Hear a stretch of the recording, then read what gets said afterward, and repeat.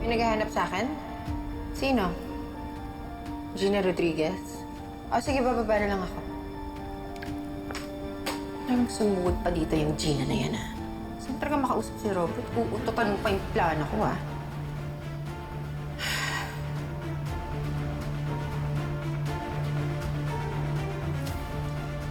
Love, Love, may favor ako sa'yo. Ano yan? Okay lang ba? Oo, ano yan? Kasi iniwan ko yung tote bag ko sa roof deck. Okay lang ba pabalikan?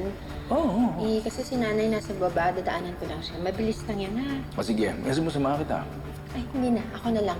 Sure Mauna ba? ka na doon, Sige. ha? Sige, Romantic mauna na yung ako. vibe. Okay, okay.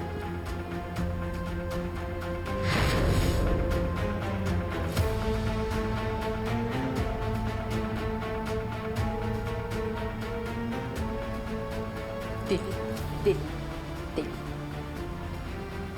Sorry ka na lang at naisahan kita, Gina.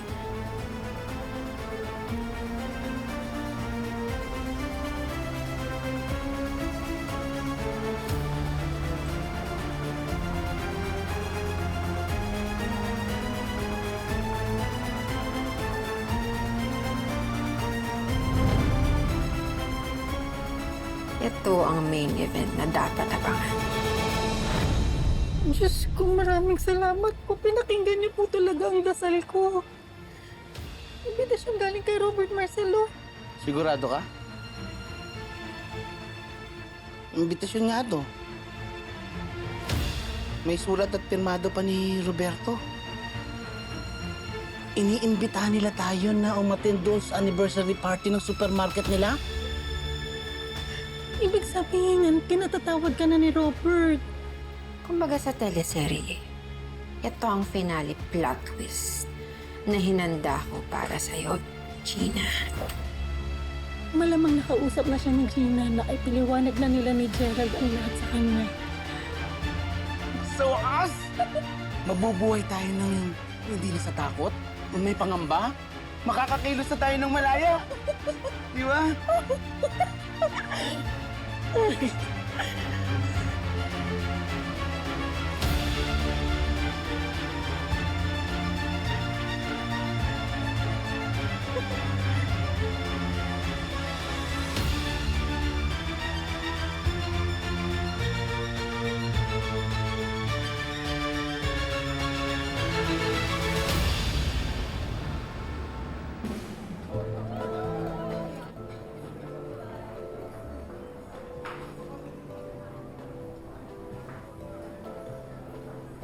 Anong love ko? Wait lang. Okay?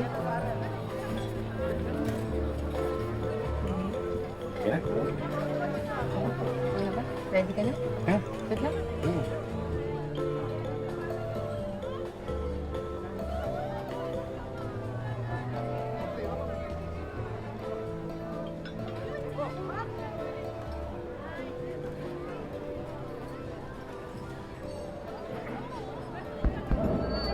Hello, excuse me.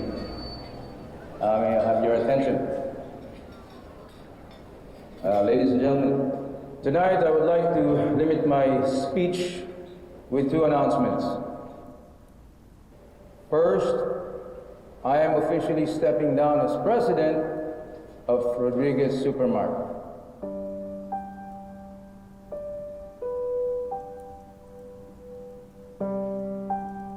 You know, 20 years ago, nung tinayo namin ni Minda itong Rodriguez Supermarket, hindi ko akalain na maaga pala ako magre-retire. Marami akong plano para sa aming supermarket. But now, things have changed. Marami na nagbago sa akin. I realized that life is short and there is more to life than just work.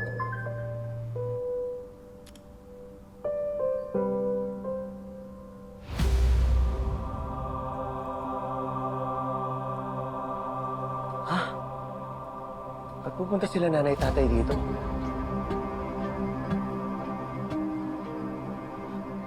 Mahal, may problema tayo.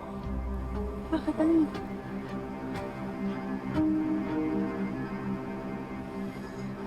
Can't be happening. Well, hindi ko maintindihan. Bakit nila naisipan pumunta dito? Ikaw ba nagpapunta dito? Hindi. Ano na yan? Isang malaking gulo yan kung magkita sila ni Daddy.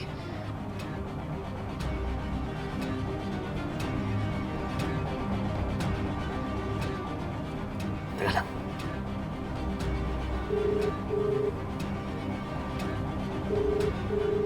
Hindi sumasagot si nanay. Kailangan mo silang mapigilan. Sila pwedeng magkita ni Tay Marcel. Baka kung anong magawa ni Daddy sa kanya, it's gonna be a disaster. Nung nalaman ko rin na naging babae ang anak namin ni Minda, to be honest, na tanong ko sa sarili ko, sino ang magte-take over ng Rodriguez Supermarket? Sino ang magiging next successor ko? Sino ang magte-take over ng legacy? Well, tonight, I am very proud and happy to announce the new president of Rodriguez Supermarket. My daughter, Gina Rodriguez. Move and share the space with me.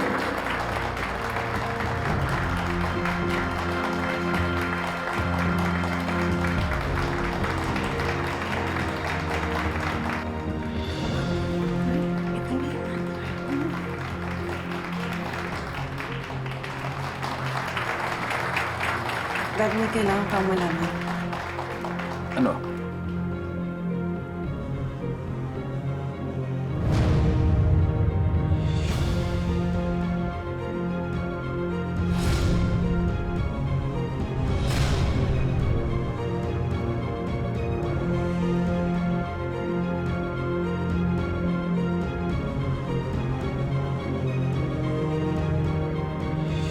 Ano ito? Dad, Ba't nandito to? Sino nagpapunta sa'yo dito? Sino pa nga ba? Siyempre ako. Dad, Sino nagpapunta sa'yo dito? Dad! Gina! Kiko, pinag-idyo mo yun. Hayaan mo silang magbardagulan doon.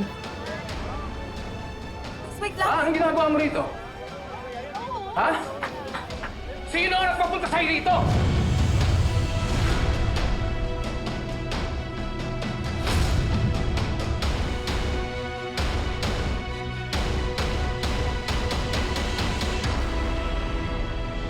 Nagpunta ka rito para ano? Sirain tong event namin? Kung ayaw mo makipag-ayos, bakit mo kami pinapunta dito? Papa-aresto kayo ng June na yan dahil nagugulo siya dito trespassing. Betsy, wag! Teka, bakit parang pinagtatanggol mo si June? Wala! Tama na! Hindi ko hayang patuloy mo sa tatay ko! Yung hype na yan, tatay mo? Nay, patingin na ng imbitasyon. Hindi naman yung pera ito. Ang tanong, sino ang nagbigay at bakit? Hindi kaya may kinalaman dito si Betsy sa lahat ng to? Ba't mo naman nasabi yan? Pinala mo bang papuntahin ng parents ni Gerald? Gusto mo talagang magkagulo sa party, no? Huwag na huwag kang pumayag na maging biktima din ni June ang anak mo. Kailangan maputo na yung pambubudo ng scammer na yan kay Gina. Once and for all.